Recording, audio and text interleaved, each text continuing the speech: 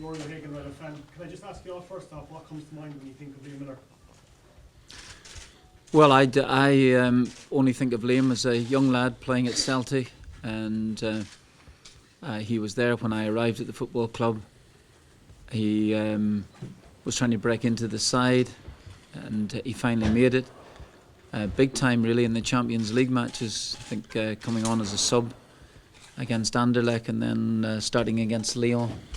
Did really well, and naturally disappointed to see him leaving to go to Manchester United.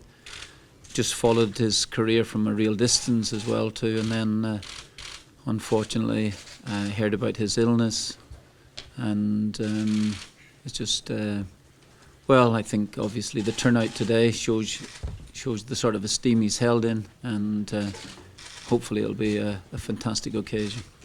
Martin, Paul Byrne, Virgin Media News. Can I ask you, what did the world of sport lose following the death of Liam Miller? Well, a really nice young man for a start, never mind anything else. I thought he was a really good footballer. I was hoping he would stay at Celtic a wee bit longer. I think in retrospect maybe he should have done. I think that he was learning his trade with us at this stage, but he thought that the move to Manchester United was something he wanted to do. But in terms of just a young lad in the prime of his life, to lose him really as a young family man, I think those are the things that will stick most in our memories. I spoke to John earlier this morning about cancer. It takes no prisoners. Sports people, do some people maybe think they're infallible and they must get their bodies and health in order? Is it something that you'd advise? Well, the two young men beside me here have had those experiences, and I think that's the reason John and Stilyan have fought incredible battles, really. I've got the utmost regard for them as people, but their battles were excruciatingly difficult, and they had great courage, great determination to come through, and I mean their efforts were just fantastic. So I think that's the reason they're here today, is because of that incredible courage that both of them showed. John, to see so many people lining out and paying tribute to Liam today, that must make you and all of the players feel extremely sentimental but extremely proud to be part of it. Well, absolutely. I'm here to pay my own respects to Liam and his family, of course. Two young children, a wife, mum and dad, and it's a terribly sad loss. What a young man, so young as well. And like Martin, I remember Liam coming through at Celtic. Martin would sometimes get some of the younger boys to come and join in on a Friday, and straight away you could tell that he was very comfortable in that environment, at that higher level, and played in some very big games for us. And I would have loved to have obviously played with him a little bit longer, but I think, no disrespect to Martin, but when Sir Alex Ferguson phones you up, a man of his sort of calibre, and it's very difficult, I suppose, for Liam to turn Manchester United down. So he ended up going to Manchester United, and then sort of followed his career and watched from afar, if you like. And then I heard he was going through an illness, and I managed to speak to him about 2 or 3 weeks before he passed, and he actually sounded quite, ready for a challenge. He knew he had a fight on his hands. And then sadly I got the call to say that he had passed, and that was very sad. And cancer, it doesn't discriminate. Cancer is, anybody can get cancer at any time. And it was just one of them, and very, very unfortunate illnesses that it's taken another young man. And he was quite unassuming, Liam. He was very quiet, but he did his talking on the pitch. And it's a real honour for me to be asked to come over to pay my own personal respects to him, on what should be a wonderful occasion. It's a celebration of Liam's life today, and that's how it should be looked. Martin, as managers, yourself and Roy Keane are both competitive animals. What can we expect in terms of a competition here today? I know it's a friendly game. How competitive is it going to be?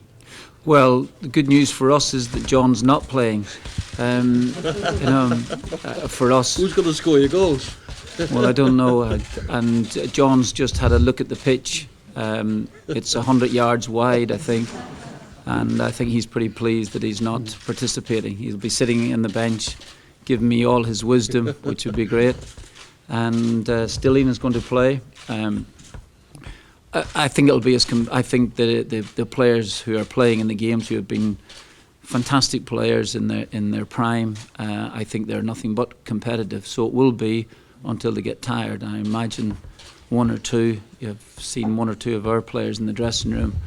And we had to open the roof to lower a couple of them in because they're rather on the portly side, but they're prepared to give everything for the first 3 minutes of the game. How unique is this in terms of the type of game it is? Does it happen often across channel, maybe across the stadium? And there's a perception out there that perhaps footballers, because of their wages and the play structure, are very positive. Yet John O'Shea says that there's really community spirit amongst the ex-players. And is that a testament? Is they a testament to that?